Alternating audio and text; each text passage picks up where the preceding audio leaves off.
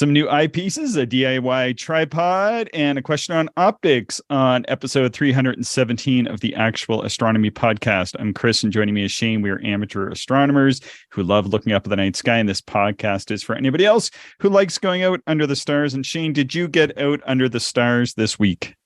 No, I did not again.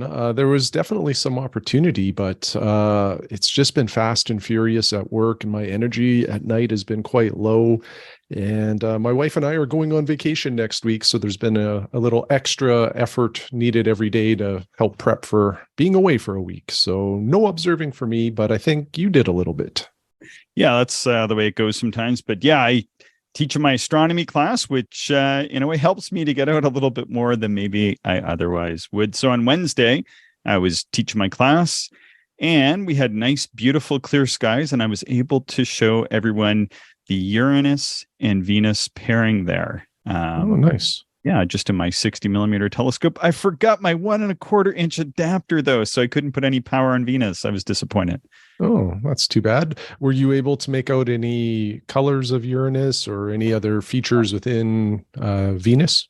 No, not at 10 power. Yeah, I wouldn't think so. Yeah, nice wide field of view though. It was, there's a couple dozen people in the class, so it's sort of a big lineup, unfortunately, when you just have the one scope set up. So it was nice just to kind of roll everybody through and have everybody put their eyes on Venus and Uranus and see two of those planets. And then we had a nice look at the moon as well. And then a few people hung out. One thing we did see, just as I was moving the scope so we could look at the moon, is the ISS did a beautiful, very high overhead pass and got exceptionally bright. That's awesome. I like overhead passes of the ISS because it sometimes has or appears to have a little bit of a wobble to it as it traverses the sky. Were you able to pick that out? Yeah, maybe a little bit. I was sort of futzing with my gear a bit and kind of was just casting my gaze up and back, but it went pretty much straight overhead. I think it was above the moon. The moon was very high on Wednesday night. So yeah, it was nice and high. We also had a few stragglers hang out afterwards. We were just chatting. I think 3 or 4 of us. And so I said, hey, I'll put it on M42. So I was able to show them a little bit of the Orion Nebula, which you could just scarcely see through the 60 millimeter in a brightly lit parking lot. Yeah. Well, you do what you can, I guess, given the circumstances. Yeah. Are you going to get any observing in while you're away, or is it just a strictly non-observing trip? Yeah, it'll be basically a vacation. I'll take some smaller binoculars, but no observing planned. I'm going to the west coast of Canada, Vancouver, and I don't believe there's anything unique or special about that location at that time for astronomy. Angry letters from the people on the west coast. Well, yeah, I suppose, but maybe if I was going south or something like that, I would definitely make a greater point of observing. But for a trip like this, I think I'll just enjoy the relaxation and plan on doing some reading. So hopefully get into some astronomy that way. Cool. So we had a nice email there from Alejandro. Did you want to take a read? Yeah, for sure. So Alejandro says, hi, Chris and Shane. I hope all is well. As I was listening to the latest episode about things to see in April while running some errands, I looked at the time and realized it was just after sunset. So I thought, Mercury. I had to park for a few minutes to wait for something when I realized I had a clear view of the west horizon. It took me a couple of minutes, but I was able to see Mercury, orange and star-like. I looked at it for a good couple of minutes, and I think this was the first time I ever saw Mercury. Very nice. Very cool. Very cool. Someone was able to go out and take a look at it based on the show. Yeah, that's great. That's a really good observation. And like you indicated, Chris, I think on that show, Mercury is kind of brighter than I think typical too. So it's a really good opportunity for anybody to see it. Yeah. So Alejandro goes on to say, new eyepieces. Recently, I've been looking for a good low power eyepiece for my 8-inch Dob, which is an Aptura AD8. I bought it used, and it came with a 2-inch, 28 millimeter deep view Orion eyepiece. The view is rather narrow at 56 degrees. Somebody recommended the GSO SuperView 30 millimeter, which is 68 degrees. And while looking for it, I found SWA 38 millimeter by Agena Astro, which is 70 degrees. I was actually looking for either a 32 millimeter or 35 millimeter, but I decided for the 30 millimeter super view. And since the reviews were so good about the SWA 38 millimeter, I got it to try it out. After a couple of weeks of rain in South Florida, last night it finally cleared up. Oh boy, I'm glad I got both. Clear and crisp views on both. I looked at M44, the Beehive cluster. It was washed out by the moon, but it fit in the entire field of view. The 38 millimeter was outstanding and more comfortable. I didn't notice any bad coma or any bad toward the edge of the field of view. And lastly, the moon to the end of the drive, to end the test drive session of the eyepieces, I looked at the moon. Again, clear, crisp views with both eyepieces. Low power, of course, but I'm satisfied with my purchase. I'm sharing a few photos, full disc with the 30 millimeter super view and close up of the Montes Apenninus, Sirius shadows in Copernicus and Clavius crater areas with my 10 millimeter aspheric eyepiece by SV Boni, which is great medium power and budget eyepiece. All images were taken with a polarizing filter on an iPhone 12 mini. Clear skies and thanks. Yeah, very cool. I like that image of the moon. Yeah. Really nice image of the moon. And sounds like he's found some good wide field eyepieces to use in that telescope. Yeah, Florida boy. I had to put something in about Florida, Shane. Our weather has been so un-Florida like. Yeah. The coldness of winter is carrying on longer than usual here. Although it sounds like I think we're getting into some proper spring temperatures here soon.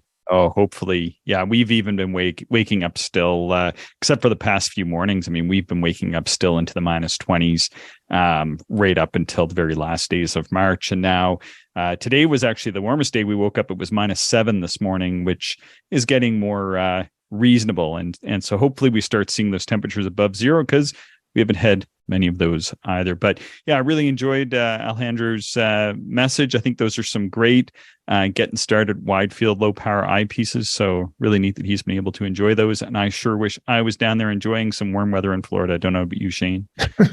Yeah, one can dream. Our time will come, but yeah, it is great to hear about some folks getting out and, being able to do some nice observing. We also had an email from Leonid. And he is in Montreal, which is a beautiful spot, a little bit light polluted, though, unfortunately. So Leonid writes, "Hi, Chris and Shane. As I said before, I really enjoy your podcast as it helped me transition to smaller refractors. We're always happy to enable people to see the smaller side of life, eh? Mm-hmm. And, if anybody has money that is unspent and burning a hole in their pocket, we're happy to help you spend it." Exactly. Then it goes on to write, "Part of me wants to write almost a whole essay on how I got back into the hobby after a 40 years hiatus and how I built my tripod and so on. I realized early on that it can be quite expensive.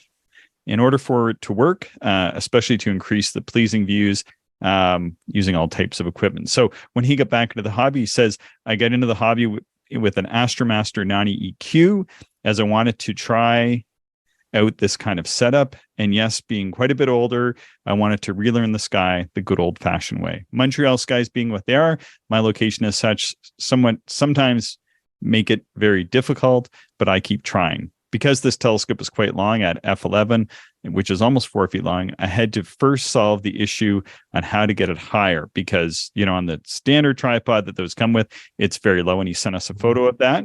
Mm-hmm. The other issue was the mount, which was an EQ3, and it had a very short dovetail, all of which were not conducive to proper balancing of the telescope, and it was giving it a lot of shake. So his solution was to build a new tripod, put the scope on rings, and buy a new mount, which wouldn't cost me an arm and a leg.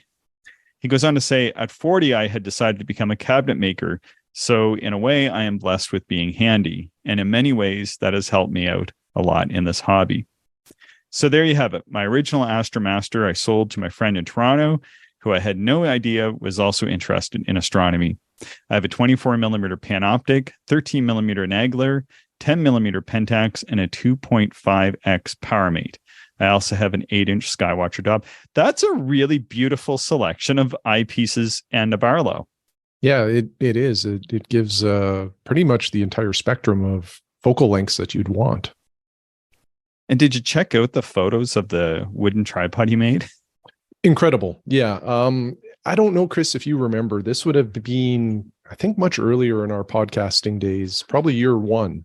This was before I bought the Burlap Uni tripod. I was considering making my own, or at least making my own legs, as Leonid did here.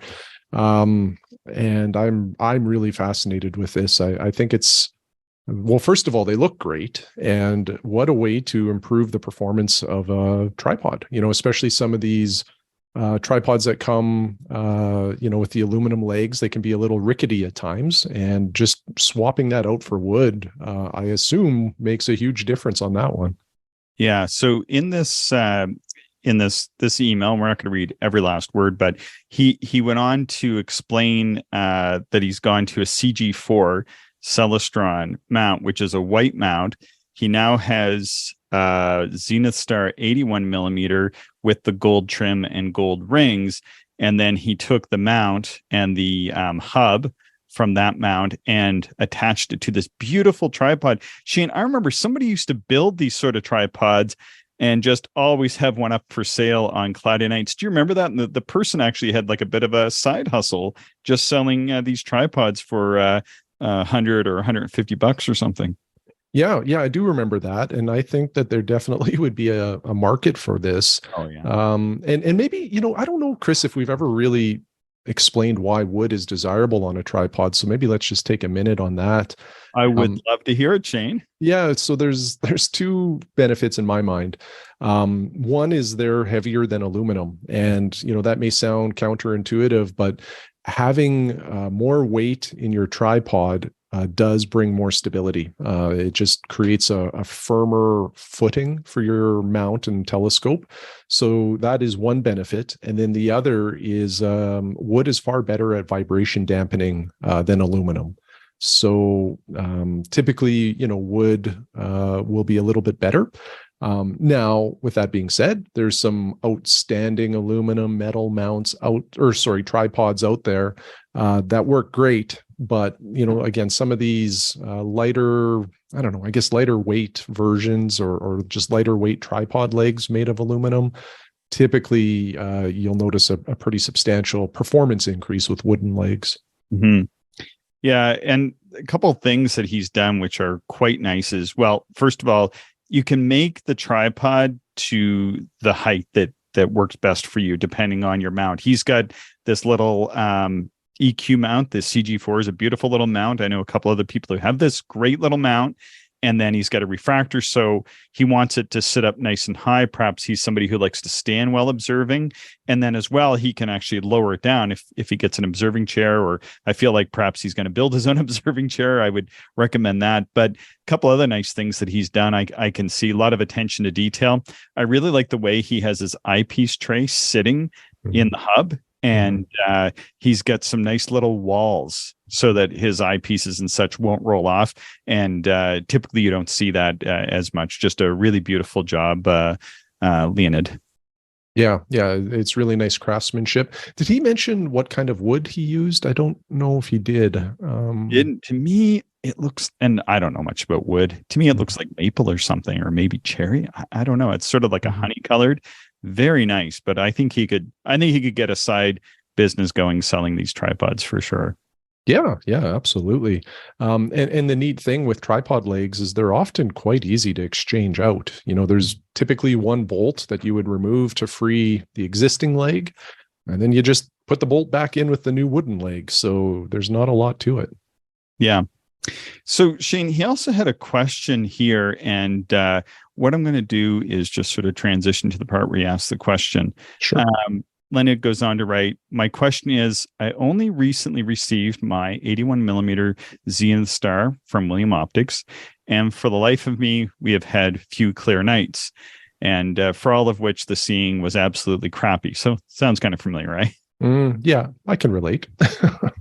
So much so that I could not do a proper star test on the telescope. And he has a Behitnov mask and says the Behitnov mask told me that I was in focus on Ceres, Betelgeuse, etc., but no classic focus was possible, no refraction rings. Everything just kept swimming in front of my eyes. Dimmer objects were excellent, and after full acclimation to the cold and humidity at -20, which we can sympathize with, and yes, it can be very damp over here, the diffraction spikes disappeared. Is that normal? As I have never really noticed that before. So I'm not sure. So diffraction spikes usually are from the reflector. I'm thinking he's talking about just the fact that the diffraction rings just aren't showing. So when you take a refractor just slightly out of focus, you can get a good indication of the optical quality by just checking out the rings. And typically what those rings look like, Shane, you can correct me if I'm wrong, but to my eye, they kind of sort of look like if you slice an onion in two and you have a bit of a center and then you have these very concentric rings on both sides of focus, and you sort of get juxtaposed rings on either side of focus. Is that kind of a good way to put it? Yeah, I think that's great, Chris. I sometimes refer to it as a bullseye. You have like a middle solid marker that's a circle, and then you have concentric rings around it as you rack focus in and out. And this will help determine the quality of your optics in the telescope. So he also sorry, Chris. I was just also going to add, or your collimation, which is sort of in line with the optic quality. Yeah. He goes on to say, I also have noticed that if there is any upper level cloud abnormalities, I notice them much more in the telescope. Is that also normal in an APO, as I have no way of looking? I'm just going to hit on that really quick. I think that perhaps what you might be noticing is the fact that this telescope is going to have a very different wide field of view, as well as perhaps a different color spectrum. So it's just going to pass slightly different color than maybe he's used to with like the reflector, because with an 8-inch reflector, you're going to see color a little bit different because it's just pulling in more light. And then sometimes there can be a little bit of a color shift just because with the refractor and those type of optics versus a reflector and the silvered mirror and those type of optics, there can be a little difference in the color that people are used to. And people that are really used to reflectors and they come over and look at my scope, sometimes they will notice this. I personally haven't noticed that as much. I don't know if you've noticed that as well. Yeah, I don't think that really stands out too much for me. I don't think I've really noticed that. Maybe just to quickly circle back to the star testing though, Chris, just a couple more comments. I recommend using a star not like Betelgeuse is probably not a great star for that because of how much it twinkles. You certainly want a moderately bright star, but one that is probably higher up in the sky with less twinkle or less variability. You typically want to use a higher powered eyepiece too, probably around 100 times or more magnification is what you'd like. And then you can begin your star test. Now, the interpretation of a star test can get pretty complex because there's a lot of different results you can get from a star test. And a book that we've recommended in the past is Star Testing Astronomical Telescopes by Richard Suter. Yes, that is the author. Thanks for that, Chris. And you can, I was going to say, you can get it on Sky and Telescope has it back in stock because they bought out the stock from Wilman Bell and are continuing to produce it. And it's at $35.95 American from Sky and Tel shop at Sky Shop. Yeah, great. Thanks for that. I believe, that this is almost a must-own book for any amateur astronomer, particularly if you're buying and selling telescopes, because it helps you evaluate whether or not the optics that you think you're getting are indeed what you got. So it's a wonderful book to explain the various mysteries or outcomes of star testing and how you do that with a telescope. Yeah, that's a great guide. I was going to recommend that as well. And I think as well, it's important to remember that as long as you're seeing things well. So he goes on to say, I have never been able to see the Leo triplet in Montreal, but with the William Optics scope, the 70 or the 81 millimeter Zenith star, I believe that I am able to see a whisper of their existence. So this tells me that the telescope is probably a pretty good little telescope, even though it seems like the star test is inconclusive at the current time. Yeah, the Leo triplet is a fantastic set of galaxies, but it's not an easy target in an urban center, particularly a larger one like Montreal. So to even tease out the appearance of the Leo triplet with an 80 millimeter, I think is quite a feat. Yeah. He goes on to say, I took your advice and picked up a copy of Touring the Universe through binoculars.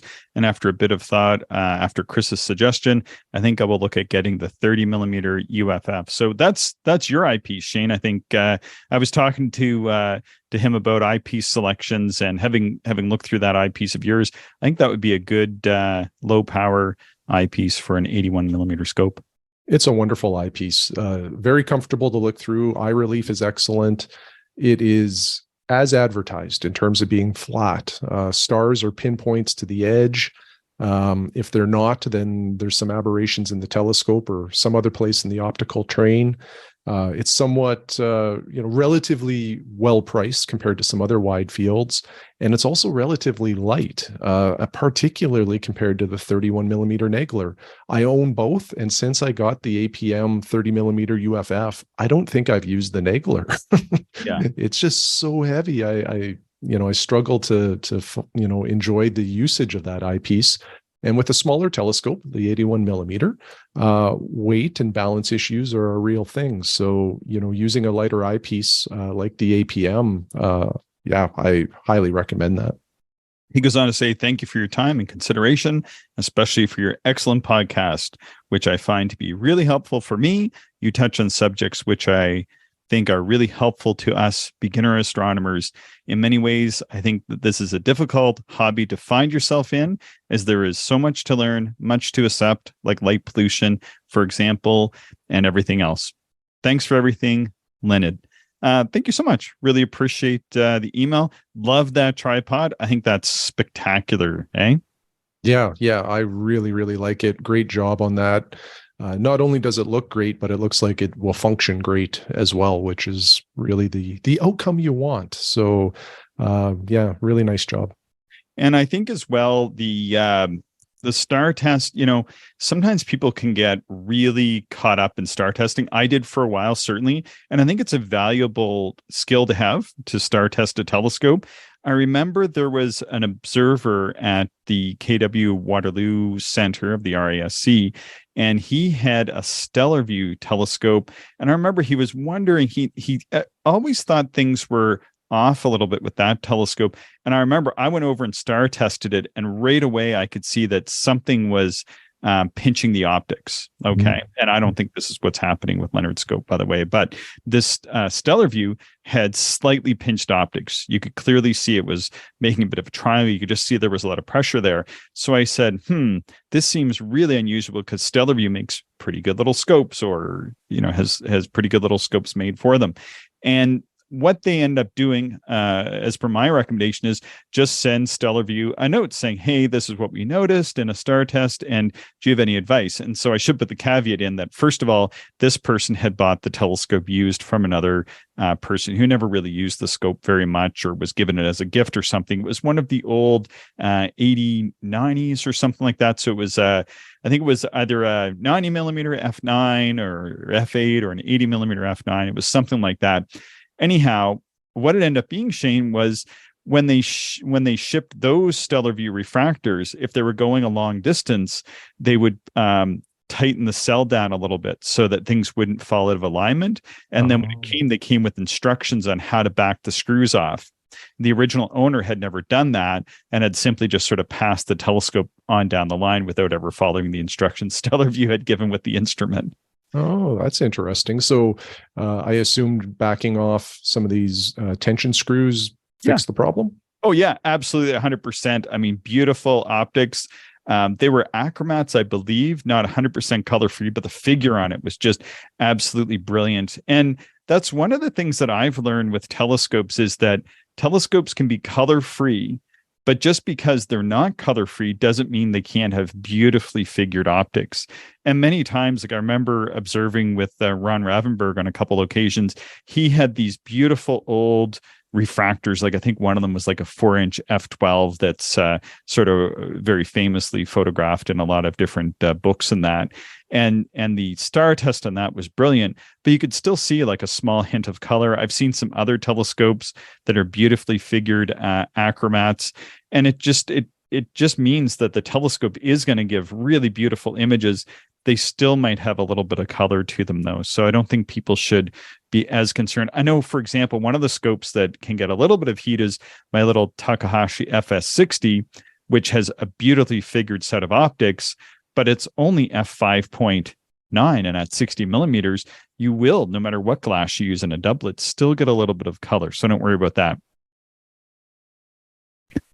Going back to his question, though, for this telescope, I think probably, doing a good star test. But sometimes with these telescopes, Shane, I think that they can have very good color correction. And so he should see very little color on the planets, if any. I think typically they tend to be truly apochromatic. You've had a couple of the Zenith stars over the years, I think, haven't you?